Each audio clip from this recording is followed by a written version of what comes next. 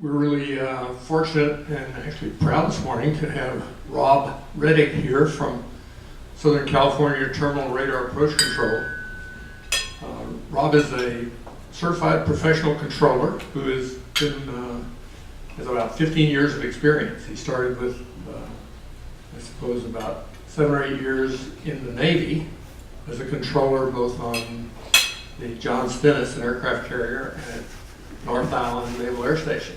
He's experienced in Tower and TRACON, GCA, and he is also head of the safety and procedures teams for the National Air Traffic Controllers Association groups at SOCAL TRACON.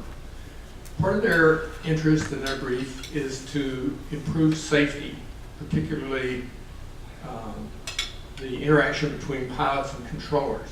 With the advent of all the new technologies and the procedures and staffing changes, they're trying to reach out to pilot groups such as ours. And so Rob is going around trying to improve the interface between pilots and controllers. He has with him today a couple other people who actually are controllers in this area, so they'll be able to answer questions about that as well. So I'd like to introduce Rob Reddeg. Looking forward very much to his presentation.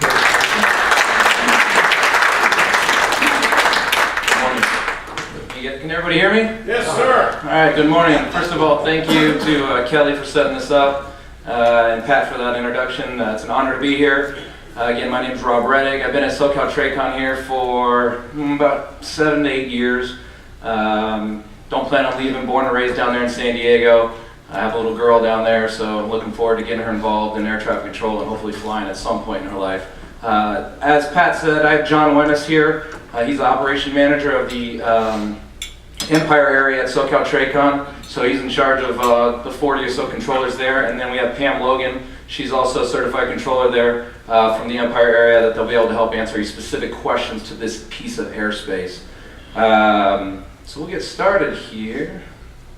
So on behalf of Barry Davis, who's our manager down there at SOCAL TRACON, and Ron Geyer, who's the president of our union representing all the controllers, we really want to say thank you to you guys for having us out here. Over the last year or so, we've really tried to look back and see what an issue is for us in our facility, and one of the major things is communication. The expectations from pilots and compared to the expectations from the controllers. And the more we get out, the more we realize that we're really on two different pages in a lot of situations. So we want to get out, talk to you guys. We've been to Fullerton, we've been to Gillespie, we're going to Montgomery. We've done SCA briefs up at Burbank and Van Nuys and Long Beach and John Wayne. So we're getting out there now. We're really investing the time and the money into getting us out there to talk with you guys and learn from you guys. And we've already this morning had conversations that you could tell we're exchanging information that not both sides knew about.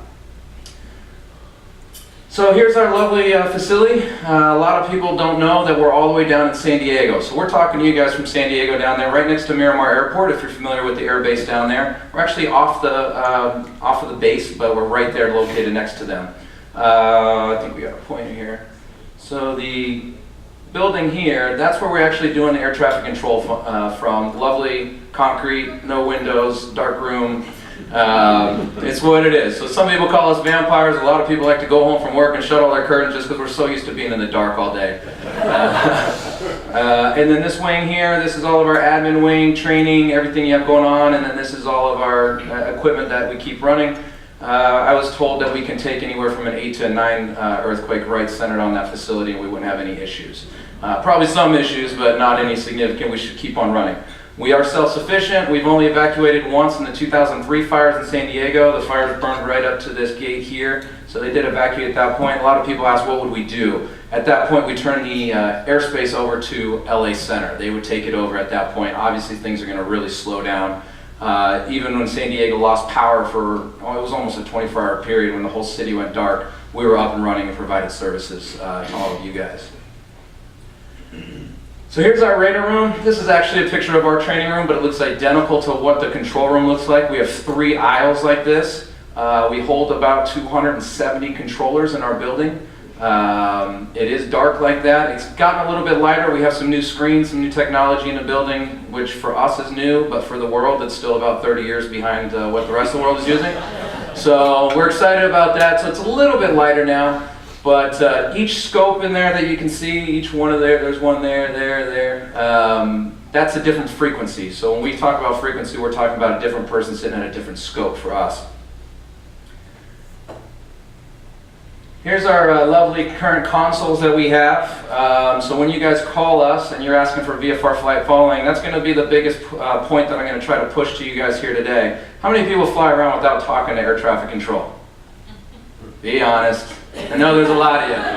There's roughly 4 million of you a year, so we know they're out there. So one of the big point that we're going to push today is talking to air traffic control, okay? Because we need you guys to be part of that team. So when you guys do call us, if you guys call the tower, well, if you're going out of thermal, you're probably not going to do that unless you go IFR. But if you're talking to the towers, you get a code on the ground to start. That is the biggest help for us. The minute you come off, we see your call sign, we see your type aircraft, we see your destination, we see your speed, we see all these things. That's incredibly helpful to us. Because when you guys do call us VFR in the sky, we have to type it on this lovely keyboard, but what you can't see from there is, unlike an accordion keyboard that the whole world uses in every other thing, this thing is A, B, C, D, E, F. So it's really awkward, and even worse, I'm left-handed, so it's not on this side, so I had to learn how to basically write with my right hand and then use a new keyboard. So it takes us a little time, so when you guys call us, we have to type in your call sign, your type aircraft. If you're going to go outside of SOCAL TRACON's airspace, which here, for you guys out here, happens a lot more because you're going to hit LA center space pretty quick. We have to give you a certain code. We have to get what we call a Z patch, so the code has to go through LA center to come back. If you're staying within SCT's airspace, if you're going to go from thermal to, let's just say, Fullerton, they're going to give you probably a 5200 code if you are IFR, or a 12 something if you are VFR. So you guys are probably familiar with those codes. Does the ESB change any of that? We'll get to ADSB. So facility consolidation, again, we are 6 TRACONs under one roof, actually. So the most recent one to come in was your Palm Springs TRACON. They moved out there, I think 3 or 4 years ago now, so they both have worked it. So we're busy, we're really busy. And I personally work in Coast Approach there. Coast Approach is John Wayne, Long Beach, Fullerton, Los Alamitos, and Torrance. So those are my 5. We have Ontario Approach. They're basically working everything north of LAX to the northern limits of our airspace, Burbank, Van Nuys, and stuff like that. I disregard that. That's now Inland Empire Approach, Ontario Approach. So they're actually working you guys now. We have Burbank Approach, we have San Diego Approach, Palm Springs, Los Angeles, and we're split up into 6 areas in the building now. They're a little bit different than those names. But so for me, if I want to go work where Pam works, I actually have to apply basically to go. I have to send an email to the boss man over here, say, hey, I want to move to your area. And for that to happen, they have to release me from my area to move me to another area because it's so complicated, so many frequencies, airspace, hands off, all that fun stuff. So we don't get to move around very often. Here's some fun facts about the facility. So again, 6 TRACONs consolidating one, so we get the lovely title of the busiest TRACON in the world. Probably going to be the one and only, there's 2 of us, but probably going to be the last super TRACON out there, it sounds like. With about 275 controllers, another several hundred staff to keep that building running down there. So it's incredibly busy, a lot of stuff going on 24 hours a day. 2.2 million operations in 2015. Again, I talked about the 4 million. These are the 2.2 that we talked to in 2015. So we're estimating that another 2/3 of the airplanes in Southern California airspace is not talking to air traffic control. So 66% of them out there are not helping us, in our opinions. Okay, there's a lot of certain places you can fly around. If you're out in Kansas and Oklahoma, that's probably great. Out here in Southern California, it's incredibly busy. And I can't stress that enough. 18,000 square miles of airspace, ground elevation. You guys know about all this, these elevations way out here. So you guys have some unique features.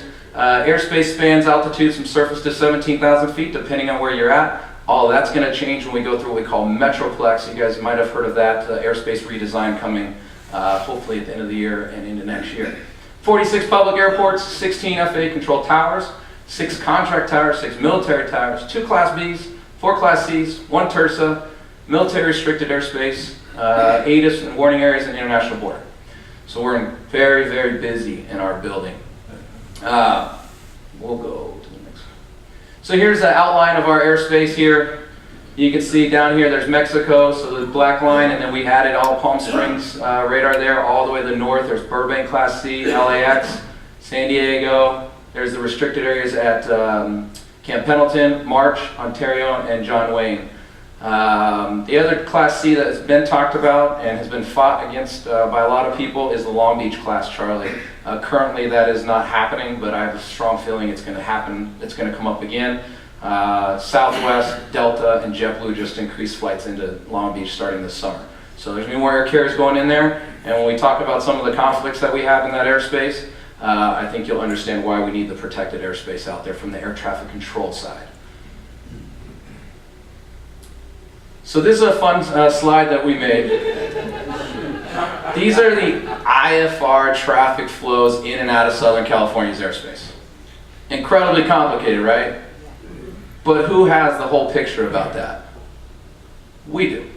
That's what we're trained to do. We don't expect you guys to know all these things, but if we're talking to you, we can easily navigate you through that and get you to your destination as safe as possible. Next gen projects coming up. A lot of people hear this buzzword. These are the different technologies that we have coming in. There's your ADS-B down there at the bottom. Fusion radar. So old school radar, if you guys had ever taken a trip to a radar facility, it's the one sweep that goes around the scope and you get a rectangle box that comes back to you every 7 seconds. We've actually gone away from that and gone to what we call fusion radar. So we take all the radars in Southern California and blend them together. So we actually get a ball now and it updates every second. But I believe you guys out here, you guys are the only ones on single sensor still, is that right? Yeah. Well, it is a fuse sensor that we have out here. The problem is the radar feeds that we have that come into Palm Springs are very limited. We have a long-range radar that's used, or a couple of long-range radars, but really because of the terrain that's here, the only real ASR that we use over here is Palm Springs. There's some other ones that bleed over it, but down low, if there's a radar outage at Palm Springs, we tend to lose you below 9,000 feet or so. So there is some difficulties here, and there's some talks of getting a radar from 29 Palms in here as well in March, but it hasn't happened yet due to numerous reasons. Yeah. So that's where we're at with Fusion. It's been incredibly advantageous for us, especially in the coast area where I work along the coast. So if you were down below Dana Point or out around Palos Verdes or any of those areas out of the water, we'd lose you. Now we're getting you all over the place. Through the Santa Ana Canyon here, we may not be able to talk to you because we aren't on ADS-B, but we can see you down there now, which is a huge deal for guys coming in out of the 91 freeway, out the 10 all the time. Before we couldn't even see you down there, where now at least we can see you and call traffic, even though we may not be able to talk to you. Oh, let's go back. Metroplex, so airspace redesign, Southern California airspace redesign project. It's been delayed, on and off, stop and go, but it looks like it's an official go. Starting in November, we're going to start to see the GPS approaches come into all these airports in Southern California airspaces. And then in, I think, March, it's when we're really going to see the new GPS procedures, a lot of new procedures. I think there's several hundred that are going to come into our building. So lots of training. We're going to be shutting down our training, probably coming to a halt, because we're going to be focusing on making sure we're comfortable with all these new procedures. It's going to be a learning curve for us, and it's going to be a learning curve for you guys. So just be ready for that. Make sure you guys are studying your charts and stuff every day as that comes out. I'm sure there'll be lots of notices and all that fun stuff. STARS, so that's our new operating platform that we just went to with these radars and the fusion and everything. We're up and running fully now. We had some issues there for a little while. We bounced back and forth, but now we're there. So we finally got the technology that the military's been using for 30 years. We're way behind what the rest of the world is doing, and that ties into the whole privatization talk, if anybody asks about that and all that stuff. What we have in our facility is not even comparable to what they have in some of these other countries. So we're way behind when it comes to technology. Whenever any of you guys come down, some of the folks in here came down and toured the facility, and you probably saw some of it. So we're hoping to get some better technology in that room sometime in the near future. The government runs us though, so we know how fast that moves. ADS-B. All I can tell you about ADS-B, we do not use it, we have not been trained on it, and I don't expect it to be in our building anytime soon. I know nothing about ADS-B as an air traffic controller unless I personally research it outside of air traffic control. So I know a lot of people, all these briefs I go do, but I was told I have to have ADS-B by 2020. We have nothing to do with that. And we are not being trained on it at this point. So all the advantages that it has, we're not aware of them. We're not sure how it's all going to tie together. We don't know what that's going to look like. I think between Fusion, STARS, and ADSB at some point, the goal is going to be to reduce separation between aircraft at some point. So we'll see if we ever get there. So IFR versus VFR, we get this a lot. You guys fly a lot of VFR out here because the weather's just nice. The difference between IFR and VFR. VFR, see and be seen. I can talk to 10 of you guys in a small piece of airspace. Everybody kept safe. I might restrict you to an altitude 500 feet above or below the other person, but we can work a whole lot of VFR aircraft. When we go IFR, you have 6 mile bubble basically, 3 miles off of each wing and your tail and your nose that we can't touch you, or 1,000 feet above and below. So a lot of people ask us, oh, when's the busiest time for you? For me, personally, usually the busiest time is when I have a lot of IFR airplanes versus VFR airplanes. Because VFR guys, as long as you're doing your own thing and I know what you're doing, I just kind of keep an eye on you and help you out. Where IFR, I got to keep this big, huge bubble around you at all times. Our airspace is very restricted, all kinds of altitude things that we're sharing internally into the building. So it's very complicated to keep that huge bubble around you in our airspace.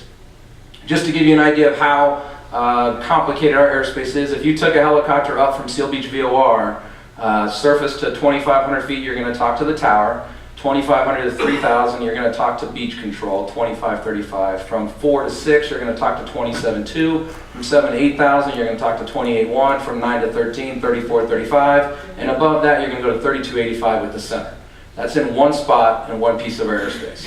So it is very complicated, and that's why we need you guys to help us by calling us.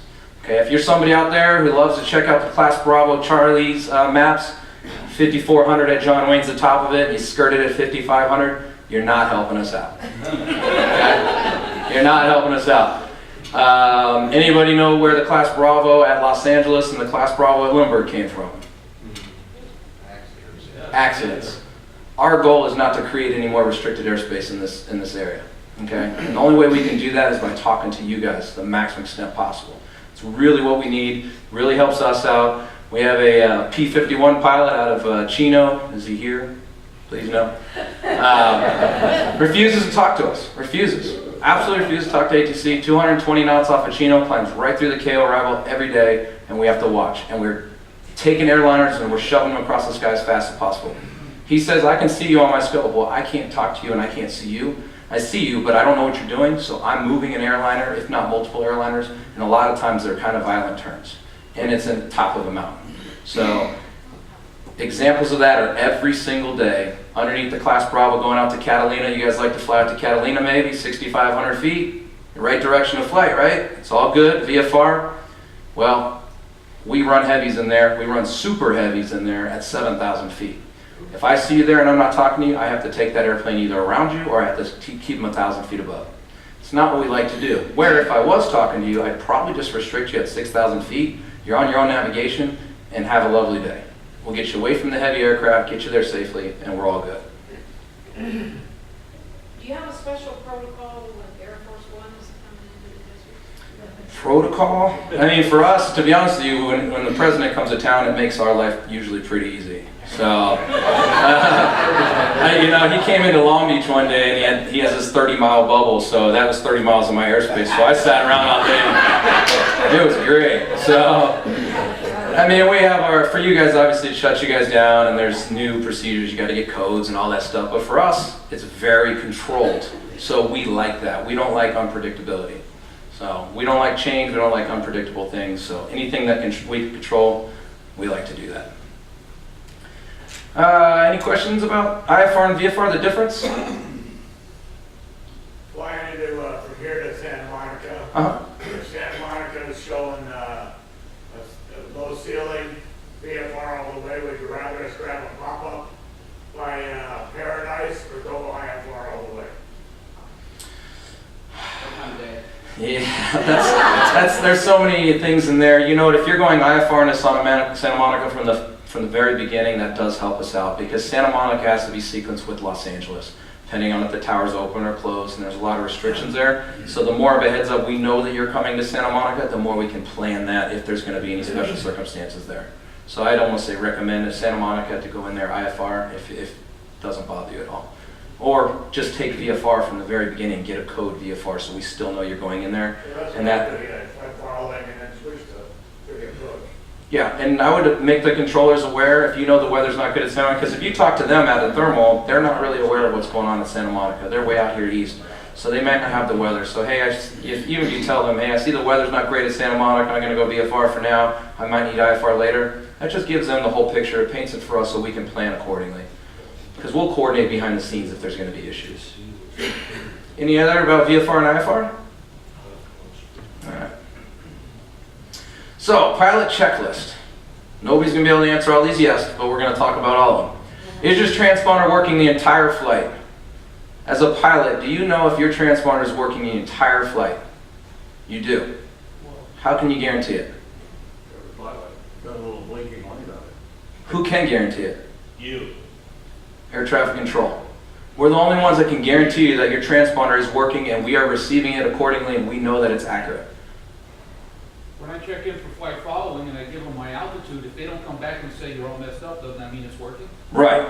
My point is going to be at the end of this, the people who fly around that don't talk to ATC, that see your reply light and think it's working and it's not, you make it really difficult for us. If your transponder is not working, we cannot touch your ball on our scope from surface to 60,000 feet. Every airplane in that airspace, we will move around you because we are not talking to you and we cannot guarantee your altitude. We'd love to make assumptions and say, oh, there's no way that that guy's in the class Bravo. Don't worry about it. Let's fly that airliner right into LAX, no big deal. We've had multiple incidents where we had near mid-airs, VFR aircraft, not talking to ATC, inside the class Bravo airspace without a transponder. Multiple. So we don't make assumptions on our end. We can't. It's your lives that we're playing with. So the only way that we can guarantee that your transponder is working is when you call us and we can see it. And then we confirm it with you. You tell us the altitude. Is your mode C accurate? This is an interesting thing from the ATC side. Does anybody know what the altitude, what we consider legal altitude is in compliance with your mode C?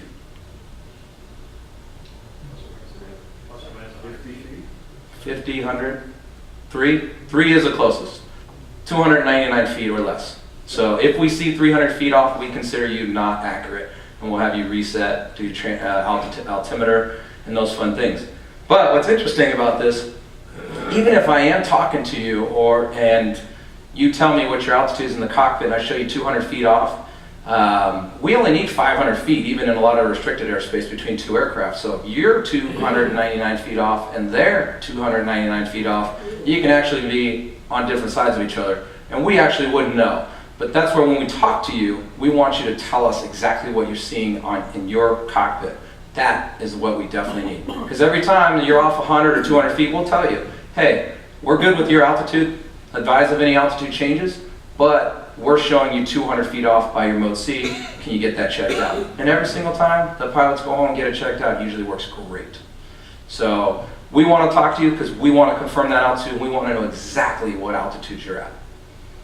Any questions on mode C? On a little point, we flew to Oshkosh and I had an older transponder and it did that to the air traffic controllers and I didn't know it, but when I got home, I had a letter from the FAA saying, the transponder's not in compliance, and they said, go get another one. And so we had to go put in a brand new one. They put me on 2-year probation, and I didn't know anything about it. They said, don't get any more violations with that transponder in the next 2 years. But that was 2 years ago. So this came up earlier. We want to be here to not only talk to you guys and educate you from our side, but we want to show you that we're pretty nice people. We actually are nice people. We're not as grumpy as we always are on the frequency. But a lot of times, 9 out of 10 times, if we say, hey, give us a call, we want to talk to you, it's strictly for educational purposes. It's not to turn you in. At our building, we don't ever turn people in really without letting them know. It's always tell the pilot, have the tower tell the pilot to call us, and we'll let you know we're gonna file some sort of paperwork. But that's a very rare occasion, and you had to do something that really jeopardized safety. The transponder being off 100, 200 feet, we never write that up. Unless when we call you on the frequency and you really give us an attitude at that point and we don't feel like you took it seriously, then we might take additional steps at that point. But 90% of the time we are educating the pilots and wanting to know what's going on. So, do you know all airport configurations? This is a huge deal. It sounds like you guys are pretty familiar with what Palm Springs does. That's great. Does everybody in here know what Palm Springs is doing every day? If you're flying in and out of thermal. Do you know what configuration they're in for that day? Probably not. A lot of people don't check the ATIS of their surrounding airports, so they take off, they know their airport, and boom, they go.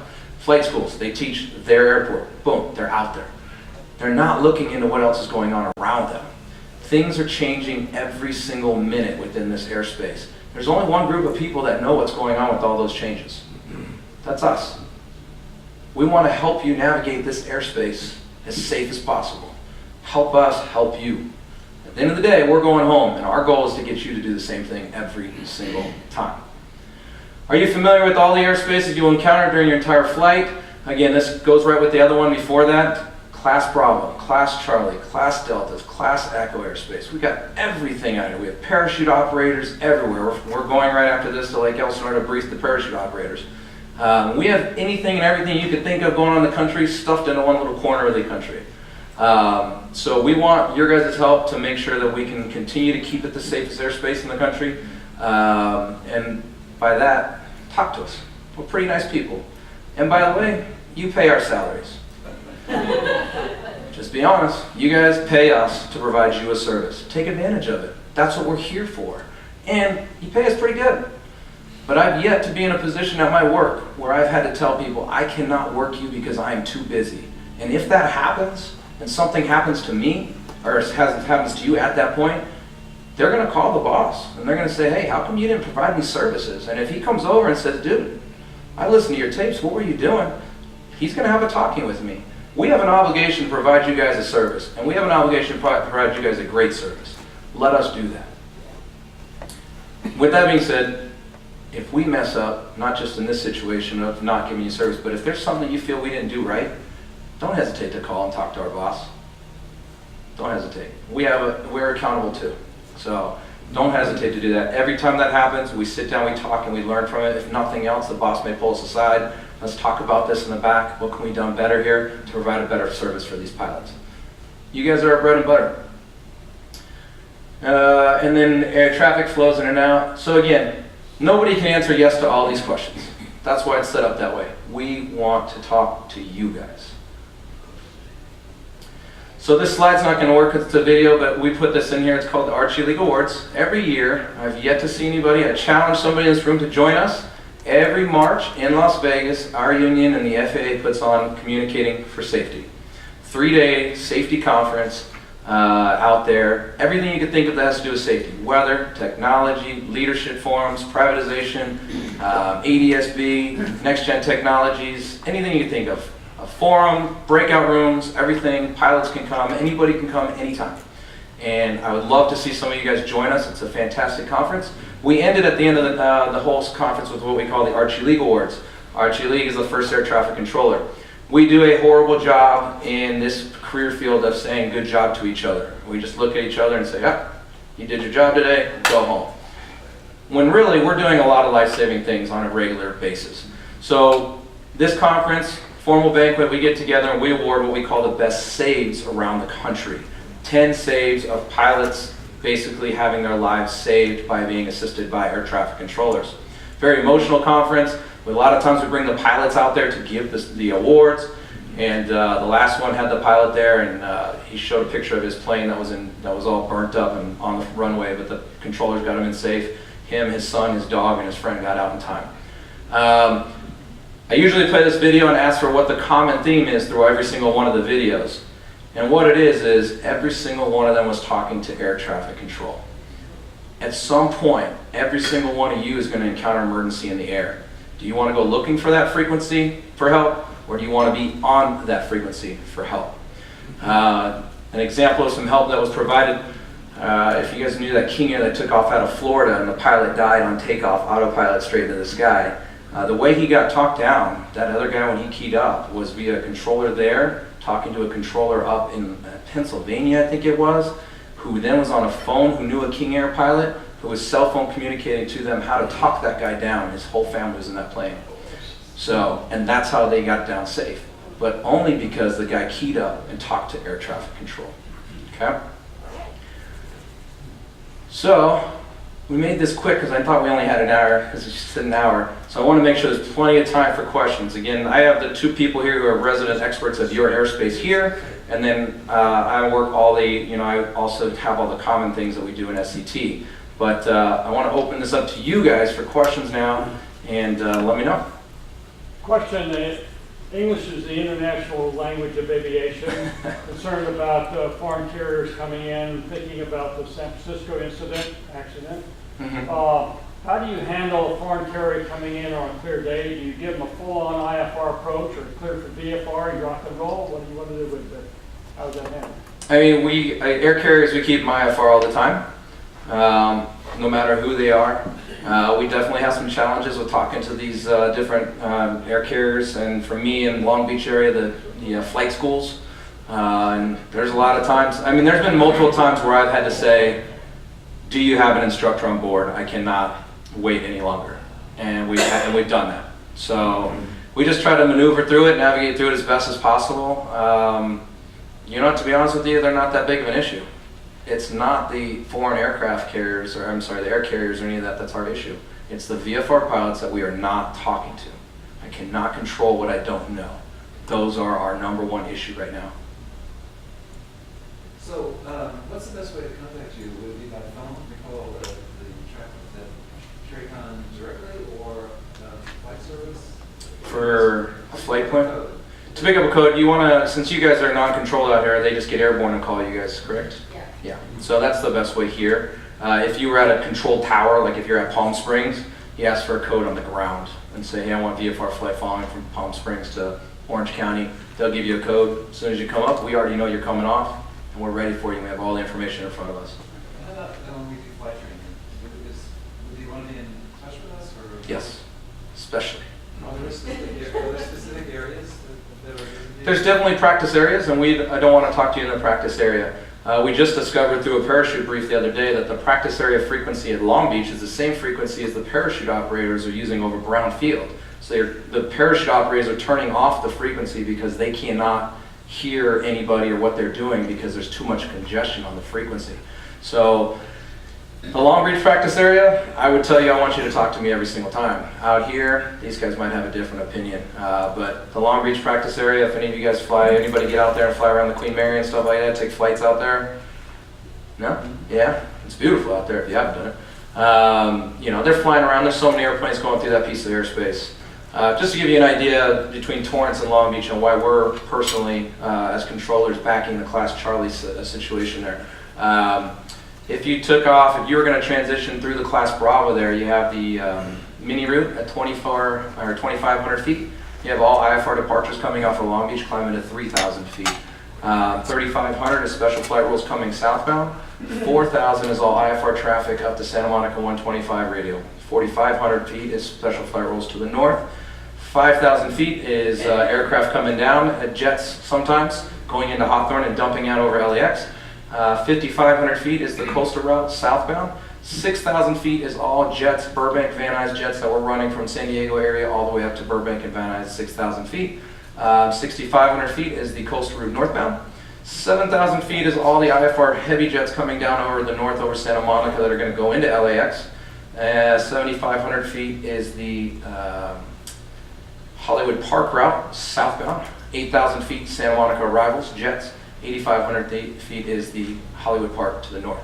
So there's a lot of things happening in there, and they're happening very, very quickly. You might want to clarify that you can't get a squawk code at every airport. Right. Yeah. Like you didn't do. Some of the towers will tell you they will not give you a squawk code, and if that's the case, then just get one as soon as you get airborne. And the only reason why, so we go back to pilots not doing everything sometimes. Montgomery specifically, the reason why they will not give them a code is because the airplanes with the code were taking that as a Class Bravo clearance, and they were climbing right through the Class Bravo without a clearance. And so they had multiple situations where they had aircraft get too close, so they had to shut that off just to eliminate any confusion. Every airport in my airspace, John Wayne Fullerton, LaSalle, you wouldn't be in LaSalle. Every single one of them, they will issue a code. Coming from the Coachella Valley and heading to the coast, we kind of have a choice of which side, north or south of Ontario, to go on. Is there a way that works better for you? Because, like, if I'm going to Santa Monica, for instance, I can either come down south by Paradise, or I can go around and by Redlands and then to Pomona. And typically for me, I tend to go south as I'm going west, and then on the north side coming east. But is there a way that makes it easier, that I get better handling coming out? Some of it just depends on traffic. So we have like a lot, if you're going 65 heading westbound, we have a lot of Ontario arrivals will push you south, or the localizers will push you south over Paradise. We have nothing going on, and however you want to fly is fine. So then 4,500 feet north doesn't hurt us at all, generally, because they're a little bit higher than that. So some of it is really traffic, depending on what the traffic looks like. Right, and because for us, you know, we can, as long as we can plan it in advance, it's easy, but, you know, you hate to start out going north and then suddenly get vectored all over the place. You know, I mean, our airspace is so complicated. Our goal is never to vector you out of the way that you're trying to go. We're not allowed to do that, really. But I had a pilot who came over Pomona going south of Gillespie, 5,500 feet, and I had a string of John Wayne arrivals. And I said, hey, fly heading 160, have you on course in 4 to 5 miles due to jet arrivals. He said, unable. I said, can you turn to left? He said, no, I'll just go VFR, I'll squawk VFR. I said, you're not helping the team, bro. And he goes, well, I don't want to go out of my way. I said, I'm going to take 7 aircraft or air carriers out of their way when I can take you 4 miles and get you on course. So it's a team effort. Our goal is never, ever, ever to vector you around for fun. We don't like to do that. That's extra work for us. Actually, the unable thing brings up one thing. So sometimes when things get busy in Palm Springs, you're getting vectors, and we have big mountains here. Yes. And usually, They forget about it. yeah, we fly lower than the mountains. Right. What's the right way? If you feel uncomfortable, if you don't feel uncomfortable with anything, you say unable. And Sometimes you it's hard to get a word in edgewise. yeah. But if it's a safety issue, you get in there, guaranteed. Tell us unable, and we have to figure it out from there. And they especially understand with the mountains out here. If you feel uncomfortable as a pilot, you're in charge of your aircraft, and you need to do what you need to do to stay safe. And if you turn because of that, and you key up and say, yeah, I had to make a turn because there was a mountain here. Because again, we're in San Diego. I get people report over the Home Depot up there and by Lake Matthews or wherever, and I go, I don't know where that's at. So, you know, it's one of those things. So just telling people we're not up in their airspace, they go, okay, that makes a lot more sense to me. We stick to the big visual reporting points that are on the maps. That's what we stick to. Disneyland, you know, John Wayne, Knott's Berry Farm, Queen Mary. Those are what we stick to. And I think that's what the building as a whole does, because we're not from there. I've never been up to Burbank Van Nuys airspace. So if you called me up there, I wouldn't know where you're at. So, but if you feel uncomfortable, do what you need to do to stay safe, and let us know what you're doing at that point.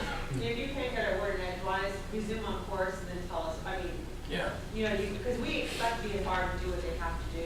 You know, if we try to send the newer controllers up to Palm Springs to see the mountains, because I know before I came out here to the tower, when I first came out here, I'm like, whoa, that's why they don't like to turn the. So we do try to send the newer controllers out there. Yeah. We are, as far as FAM familiarization trips, staffing for us is critical. And that's an easy way to say it. I just actually got back from Washington, D.C. last night at 9 o'clock from doing lobbying out there to pass a bill to get us more hired air traffic controllers. The FAA is at 27-year low for air traffic controllers, certified controllers, which 27 years ago was pretty close to Reagan being the president, if you guys remember what happened when he was around. And the FAA has failed to meet their hiring goals the last 7 years. So we're way behind. We're at critical levels, so getting off the scopes to do stuff like this is very complicated and very hard to do. They are investing the time in this because we see the benefits of the education thing. It's a safety side for us, but getting us out on flights or visiting the towers is getting harder and harder these days. In the past, there's been a program with Southern Illinois University and some of the community colleges to train people in air traffic control, and they got priority in hiring. I understand they don't get priority in hiring anymore. You're right. And is that wise? Do I think so? Personally, no. Was I out lobbying to change that again? Yes. I was just out there. The veterans, the CTI school graduates is what they're called, were put in the same pool of hirees as off-the-street hires. So everybody was put in the same pool. Didn't matter what your experience was. Didn't matter what you did. You took a questionnaire that claims to create an air traffic controller. 90% of them failed it, including the veterans that were certified for 6 to 8 years in the military. So that's what we were out there lobbying for, was to change that rule. We got a lot here. Let's go ahead with the blue shirt there. When you say lobbying, were you on the Hill or down at DOT? I was on the Hill Who'd you talk to? on my vacation time. Who'd you Just talk so you know, I was not on government dime, on my own personal You time. should answer his question. Who did I talk to? I personally talked to the Congress people from San Diego, but there was people. Our goal as a union is to hit every single office in DC. So Thank you. yeah, I did specifically. I did Susan Davis, Loretta Sanchez, and Duncan Hunter, and then we had some other ones: Lowenthal. We had Royce. A whole bunch. We have 11 that our building is in charge of. Our union and our district is in charge of. Congratulations. Thank you. First off, I'm your worst enemy. I'm Okay. a retired airline pilot that likes to fly low and slow and not talk to anybody. All right. My question for local people here at Palm Springs, you always want us to go to the VOR. I assume you keep out of the arrivals. Do you realize that's the most turbulent part of the whole valley is over We the were VOR? just having that conversation. And it's quite often higher than we are. It's up on a hill. Yeah, no, I had no idea. I tried to explain it one time in the frequency, whoever the controller was, I tried to explain to them I'm below the VOR. They thought I went south, no, under. How high is the VOR? About 2,200 feet, I think. Sounds about right. And we fly around here to 1,500 feet because we're below sea level coming over. And it's really bumpy over there. It's the most Here's turbulent nice. part of the valley during the prevailing winds. Yeah. Oh, it's really, yeah. Yeah, like during the wind advisory last night, that they were getting beat up. Down at Thermal, it wasn't so bad. But, I always thought right along the mountain, like I said, Yes. 911, I always thought that was. that 111 was bad. Are you guys talking about remote towers? in the- That's yes and no. I mean, it is happening. It's happening. They're already testing it some places around the country. I don't know what that looks like and where, if it's ever going to involve this airport here, but it is happening around the country. What's a primary target like a Piper Cub with no transponder? Can you see that now with this fusion radar? Or Yes, we'll still see the target, but we don't know what they're doing, how fast. I mean, we can kind of see how fast, Talk to you. but they won't talk to us, and we will not be able to touch them. Okay. So. Yeah, realistically, how long does it take for an IFR flight plan to work its way through your system?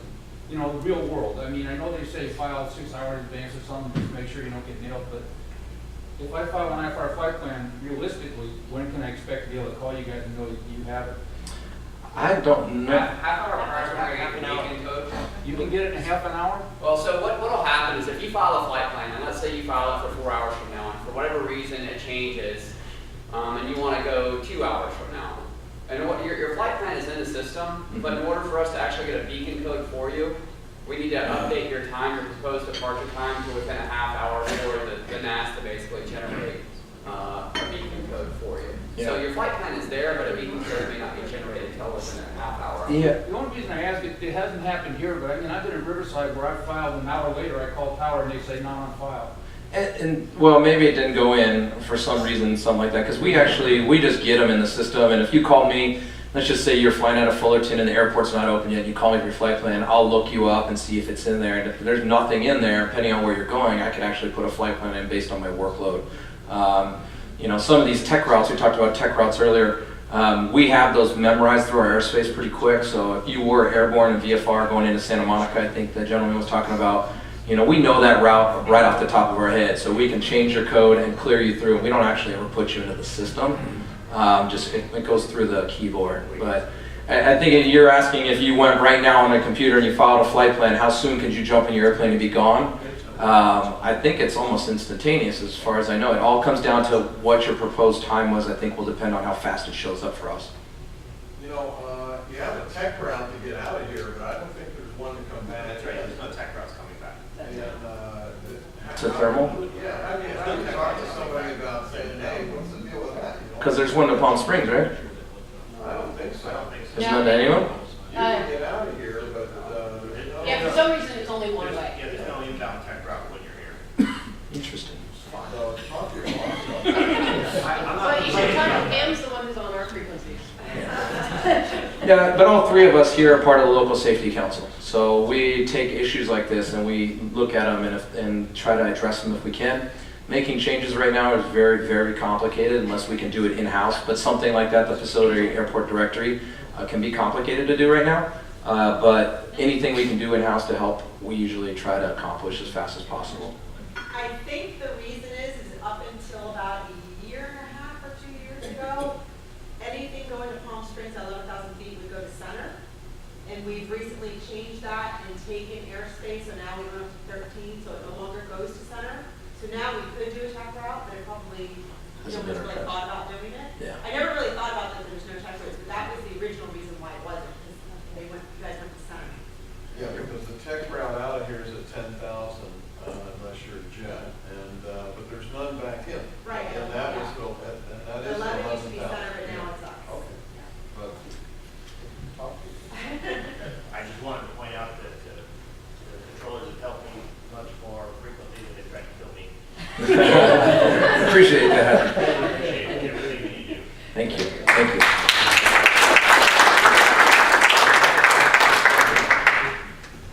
When we take off, let's say, from Bermuda Dunes, how much do you, and we want to call you, how much do you want to hear from us? For example, if I give you my name, Chris Mignoli, and We don't need any of that. my call sign, and I say advisories to Borrego Springs, is that too much, or? All we need is your call sign. Remember 1, 2, 3, 4, 5. Type aircraft, where you're going, and whatever altitude you're going to climb to is usually the things we need. It's a little bit different per controller. I would first recommend that the first thing you do is just say November 1, 2, 3, 4, 5 request, and get off the frequency. The worst thing that happens to us is somebody calls up, and it'll never fail. It'll be the foreign student pilot that'll call up and take 30 seconds on the frequency. And meanwhile, we have planes going through finals and going all over the place. So 1, 2, 3, 4, 5 request. They'll get back to you. Just because they don't answer you doesn't mean they didn't hear you. We usually put you on the side if we're busy doing other things, and then when we get back to you, go ahead. If you feel uncomfortable, like it's been too long, key back in there again. If you hear there's not a lot going on, we just haven't got to you, try up a little bit, but don't do it 5 seconds later. There's just a lot of things going on for us that you're not hearing. We could be listening to multiple frequencies. We could be listening to other controllers who are coordinating with us. We could be coordinating with our supervisor for something. A lot of things are going on behind the scenes that don't happen on the scopes or on the frequency. So I know a lot of pilots get a little frustrated when they call up and you say, whatever, 1, 2, 3, 4, 5, say again. I just said, and you're like, I'm sorry. Like, I don't catch everything right away. I got one ear with the frequency and one ear that's I'm listening to everything else coming in and out all over the place. So there's a lot of stuff going on in that room. You saw how busy we are. Give a little patience to us, and I promise we'll take care of you. We can file IFR flight plans, and we can file VFR flight plans, which seems to never happen to me. I've often wondered, wouldn't it be helpful if we were planning to, say, fly from Thermal to San Carlos, and we just want a traffic class? There was some easy way to just notify you in advance of that, like something between a VFR and IFR flight. So we don't get VFR flight plans to print up at our work anymore. We have that capability, but because there's so many of them, we turn them off. So when you call us up and just say, hey, 1, 2, 3, 4, 5, I want to take a VFR flight following to San Carlos, and we put that in there. A lot of times pilots will tell us, hey, we're going to go off frequency, request to go off frequency to open my flight plan, and they do that as long as we don't have any traffic. That's pretty common for us. But even if you filed one and they gave us a strip, we don't print the scripts out anymore because there's just too many of them. It seems to me that there's no advantage to filing VFR if we plan to stay in contact with ATC 100%. It's just I agree, I understand what you're saying. It's just for your own comfort, and sometimes family members want to know. They make sure you're on the flight, so if you disappear, that somebody goes looking for you. Search and rescue over 24 hours. Yeah. Is there an ILS at Palm Springs, and if not, why not? No, Why not? because of the terrain and the current to final with the way that it's set up, they're just not, they don't have the capability to put one in at Palm Springs. Are they going to put in GPS approaches? There's RNAV approaches at this time And I think with the Metroplex stuff that's coming in, it's going to get better.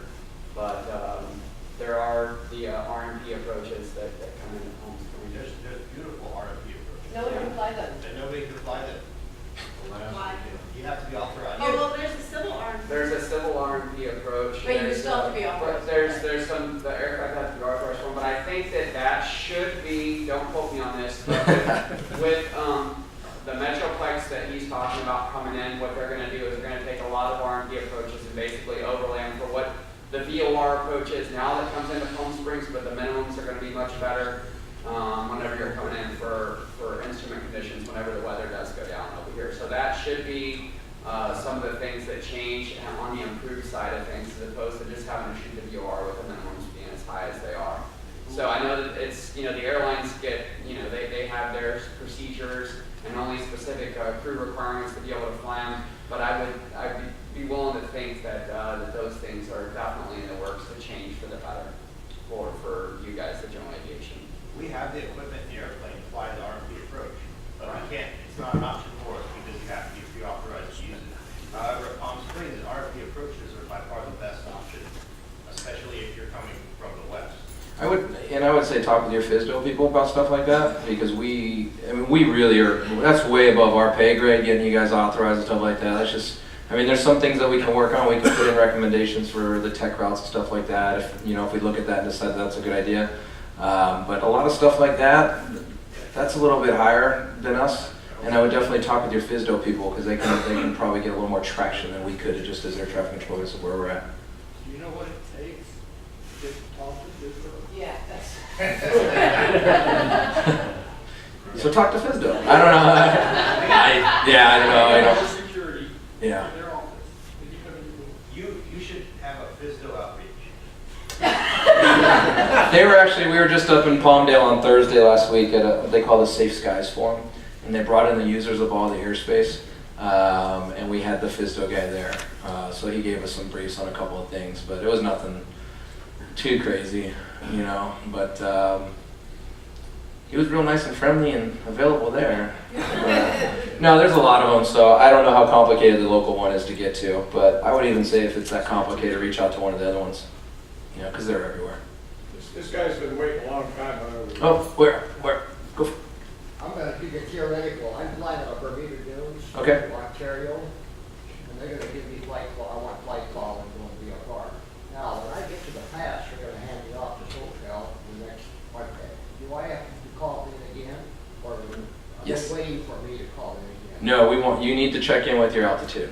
We're going to verify that. Now, it's about 20 minutes, 10 to 15 minutes to fly to Ontario once I get into that area. Am I going to contact Ontario approach that? You should not switch over to the tower unless the controllers have given you that call. And if you're getting really close to that airspace at that time and you feel like you're getting too close, say, hey, can I go over to the tower? It happens all the time. We do it at John Wayne. We get air carriers going in and we get busy and they're already at the outer marker there and they say, hey, we're going to go over the tower. Go ahead. What altitude are you transitioning at? Because I think that maybe what some of at 4,500, what happens is we'll 45 or 65, depending on which way I'm going. Most of the time it's 45. So if you're low altitude, what ends up happening is because the radar coverage through the banding pass is such that we're going to lose you on radar. So about windy point or whatever, we may say radar services are terminated, remain under present beacon code west of banding, contact SoCal approach 134.0, something of that nature. And so whenever you get west of banding and we expect you to call, we still have the data tag on our scope, but it's not going anywhere because it's basically in a coast status. That's frozen on the scope. So we actually have to manually enter something to move you over to the next controller scope. And they're sitting on the other side of the room from each other. The logistics of it are somewhat okay, but it's about, for me, the gentleman in the yellow shirt across from where the controller is on the banding side. And so when we do that, sometimes if they're busy and that tag doesn't get moved over, you're on the west side of banding and you're going towards Ontario, and if you haven't checked in or the controller hasn't tried to reach out to you, the tag may still be on this side of the pass and not on the other controller scope, so it's not going to hurt to check in. Would you rather I fly at 5,500 then, wouldn't you? Me personally, I would, but I mean, if the winds are such that it doesn't make it, advantageous for you or whatnot, if it's too bumpy up there, then absolutely. But higher is usually better because we can see it, we won't lose radar. Well, I want to thank Rob. This is a gentleman we noticed that doesn't work 8 to 5. He goes on his vacation time, his own time, to Washington DC. Thank you very much. Very good.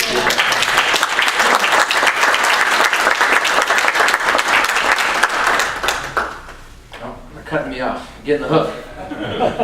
Just so you guys know, John and Pam and I, we'll be available for a little bit longer. We don't have to be down to Lake Elsinore till a little bit later. So if we finish this up and we have to get out of here, we'll be around for a little bit to answer any other questions for you guys too. And honestly, before we go, I just want to say one thing to you guys that I think would help out. We get numerous TCAS RA resolution alerts with the airlines daily.